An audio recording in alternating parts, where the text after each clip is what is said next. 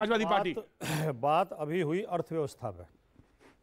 जो आर्थिक नीतियां हैं, समाजवादी पार्टी हमेशा ही मानती रही है और अभी थोड़े दिन पहले एक सप्ताह पहले ही माननीय अखिलेश यादव जी ने भी बयान दिया था। जी, हमारा ये मानना है कि अर्थव्यवस्था, आर्थिक नीतियों में भारतीय जनता पार्टी और कांग्रेस बिल्कुल एक जैसे हैं। दोनों की अर्थनीति एक जैसी है, दोनों पूंजीवादी पार्टी हैं। समाजवादी पार्टी की नीतियां इनसे अलग हैं। समाजवादी पार्टी का हमेशा नारा रहा है कि रोटी कपड़ा सस्ती हो, दवा पढ़ाई मुफ्ती हो। समाजवादी पार्टी की जब उत्तर प्रदेश में सरकार थी, अखिलेश यादव जी थे, बच्चों की फीस कम की गई, बेटियों की फीस माफ़ की गई, बेटियों को कन्या धन दिया जाता था, 17 लाख बच्चों को लैपटॉप दिए गए, नहरों का पानी किसानों के लिए फ्री किया गया, नहर और सरकारी ट्यूबवेल का पानी फ्री किया गया। 1800 एम्बुलेंस अखिलेश जी ने दी, जिनमें गरीब लोगों को घर से लेकर जाती थी, अस्पताल पहुंचा दी थी। अब वो एम्बुलेंस धीरे धीरे खत्म हो गई हैं, जो हैं वो भी पेट्रोल डीजल के अभाव में खड़ी हैं। योगी जी एक भी एम्बुलेंस नहीं दे पाए। उसके बाद सरकारी व्यवस्था, सरकारी स्कूल और सरकारी अस्पताल खत्म किए जा रहे हैं। प्राइवेट की फीस और इलाज बहुत महंगा होता जा रहा है। कोरोना काल में 10-10 लाख रुपए पेमेंट करके मरीजों की डेड बॉडी लेकर आए लोग। यहीं नोएडा, ग्रेटर नोएडा में 10 अस्पतालों के खिलाफ जांच हुई, जिनमें 10 लाख 12 लाख का पेमेंट ले लिया और डेड बॉडी वापस लेकर आए, मरीज भी नहीं बच पाया। ये नीतियां देश के लिए घातक है, गरीबों के लिए घातक हैं। हम आंकड़े कुछ भी पेश करते रहे, आंकड़ों से पेट नहीं भरता, पेट रोटी से भरता है। ठीक है सर, ठीक। मैं जरा आगे दरमियान में जो आप भाटी जी फरमा रहे थे, इसी बात को मैं आगे लेके चलना चाहता हूं। देखिए, आपने सबने एक शब्द सुना होगा, राजनीति का सबसे मशहूर शब्द है welfare state. Welfare state, welfare state का मतलब होता है सब लोगों के उत्थान की बात करना। लेकिन आज जो हम राजनीति और गवर्नेंस देख रहे हैं, बदकिस्मती से ऐसा महसूस होता है कि गवर्नमेंट एक परचून की दुकान बन गई है। पूरा का पूरा हम सिर्फ अर्थव्यवस्था पर फोकस करते हैं और उसकी दुनिया में जब 5वीं अर्थव्यवस्था है तो आप ये शब्द इस्तेमाल कर रहे हैं। मैं आपत्ति है ये करने पर। मुझे आपत्ति है। आपको होनी चाहिए आपत्ति, लेकिन परचून की दुकान से जो भारतीय अर्थव्यवस्था की तुलना करना, रहमानी साहब, भाटी जी ने क्रिएट किया है। रहमानी साहब, you have a full right to speak और मुझे इंटरप्ट करने का कोई अधिकार नहीं, लेकिन मुझे एक शब्द पे एतराज है। जब भारतीय अर्थव्यवस्था की आप तुलना, जब वो 5वीं पे है तो अर्थव्यवस्था है बड़ी, तो आप उसको परचून की दुकान करें। मैं परचून की दुकान उस सेंस में नहीं कह रहा, मैं इसलिए कह रहा हूं। देखिए, अरे रुके, देखिए, अब आप खुद ही बीच में बोल रहे हैं, आप खुद ही बीच में बोल रहे हैं, आप खुद ही बोल रहे हैं बीच में। अब आप देखिए, आपकी मर्यादा देखिए, आपकी मर्यादा देखिए, आप खुद ही बीच में बोल पड़े। अभी कह रहे थे कि कोई और बीच में ना बोले, अब आप बोल पड़े बीच में। मैं नहीं बोला था, मैं ये कह रहा था कि वेलफेयर स्टेट का मतलब, वेलफेयर स्टेट का मतलब ये होता है कि जितने सिटीजन मुल्क में मौजूद हैं उन सबको सोशल जस्टिस, सामाजिक न्याय मिले, सम्मान मिले, 2 वक्त की रोटी मिले, रोजगार मिले और कंफर्टेबल लिविंग मिले। पानी हो या अस्पताल हो या बिजली हो या रोजगार हो, सबको बराबरी से मिले। 91 में जब आपने ओपन मार्केट इकोनॉमी की तरफ बढ़े तो वेलफेयर स्टेट का जो आज सपना 2021 तक पहुंचते पहुंचते वो कहां पर है, ये आप भी भली बात जानते हैं, पढ़े लिखे आदमी हैं आप। यू नो कि मार्केट में गैप बढ़ गया। ओपन 91 में जब आपने ओपन मार्केट इकोनॉमी तब ओपन करी, आप बीपीएल के स्टैटिस्टिक्स चेंज कर सकते हैं। राइट सर, मैंने पॉइंट रखा, लेकिन बीपीएल मैंने पॉइंट रखा सर, बीपीएल तो खत्म नहीं हुआ। बीपीएल है देश में, तब मैं तो वही कह रहा हूं ना, लोगों के हाथों में पूरी मैंने कहा ना, तो 91 में जिन्होंने सोचा जी, तो क्यों सोचा था ओपन मार्केट के इकोनॉमी की तरफ चलने के लिए, मार्केट इकोनॉमी ओरिएंटेड होनी, तो क्यों सोचा था? वो समाजवादियों ने अपनी बात बताई ना सर। देखिए, इन लोगों ने अपने चरित्र से और अपने बयानों से लगातार प्रमाणित किया है कि देश तोड़ने की राजनीति कौन करता है। देश के प्रति सम्मान की भावना किस दल के प्रवक्ताओं में होती है या बाकी पैनलिस्टों में होती है, जनता रोज डिबेट पर देखती है।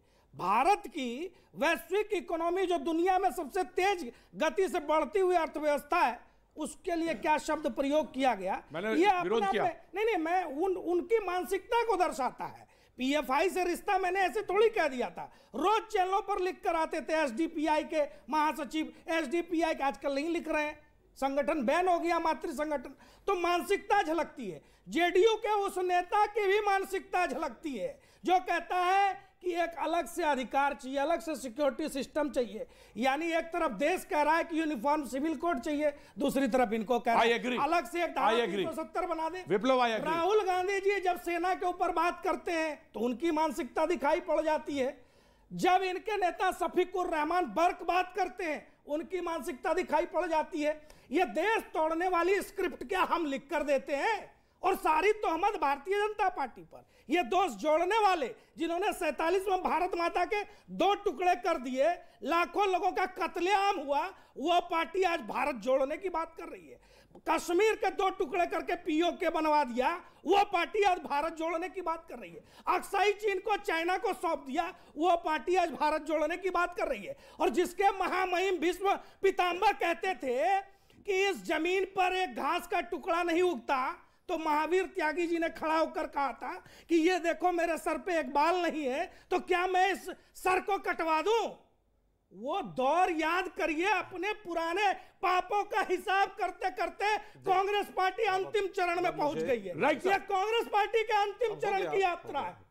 देख लीजिए, हाँ, ये वही पार्टी है जो इस देश को स्वतंत्रता दिलाने में अपने हजारों लोगों अरे आप नहीं थे ना, नहीं सुनूंगा, नहीं सुनूंगा, बीच में नहीं, नेहरू परिवार में नहीं थी स्वतंत्रता, आप भी शामिल थे, चुप हो जाए, आप भी शामिल चुप हो जाइए, आप भी शामिल थे। एक लाइन कह दूं, लेकिन आजादी के अमृत महोत्सव में हजारों नाम निकल करके सामने आ, जिनको इन्होंने दबाया। विप्लव जी, सुभाष चंद्र बोस का भी स्टूडियो का डिबेट है, इसको भगत सिंह का भी योगदान था, चंद्रशेखर आजाद का भी योगदान था, ये सारे लोग आपके, श्याम प्रसाद मुखर्जी का भी योगदान था, साहब का भी बहुत योगदान था, सावरकर साहब का भी योगदान था, क्या बात है, मुंजे साहब का भी योगदान था। अब हो गया, आप शांति रखिएगा। उधम सिंह का भी योगदान था, नेहरू परिवार का केवल योगदान नहीं था। 70 वर्षों में आपने जो दिखाया उसको हमने आजादी के अमृत महोत्सव में पूरे देश में दिखाया। भाजपा ये चरित्र और संस्कार दिखा रही है, प्रश्न का उत्तर नहीं सुनना चाहती, परिवारवाद पूरे देश में यही परिवार का योगदान था। गलत है सर, 70 वर्षों अरे आप प्रश्न किया, चुप रहिएगा, 70 वर्षों चलाइएगा, मलाई खाई कि अरे देश को गद्दार लोगों के साथ गद्दारी करना या नहीं चलेगा। ये बताते हैं देश जान चुका है, देश को गद्दारी, देश के साथ गद्दारी करने वाले गांधी है, ये देश चुका है, अंग्रेजों की जासूसी करने वाले लोग भारत जोड़ो यात्रा जान चुका है। आज जिस तरह विरोध कर रहे हैं, अंग्रेजों भारत छोड़ो का भी ये समर्थन करते थे।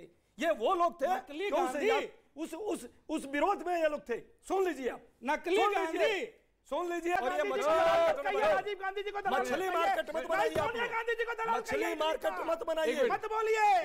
अरे दलालों, सर दलाली करने वाले यहाँ पे बताते हो अंग्रेजों के दलाल होते तुम। कौन अंग्रेजों के दलाल? आप थे। आज आरएसएस के कोना में रह करके नगर बंद करते थे, ये दलाली करता है। ये राजीव गांधी की बात कर रहे हैं। आवाज बंद होनी चाहिए, यदि ये होगा तो मैं आपको एक आवाज देता नहीं तो हूं। दलाली शब्द का प्रयोग किसने किया?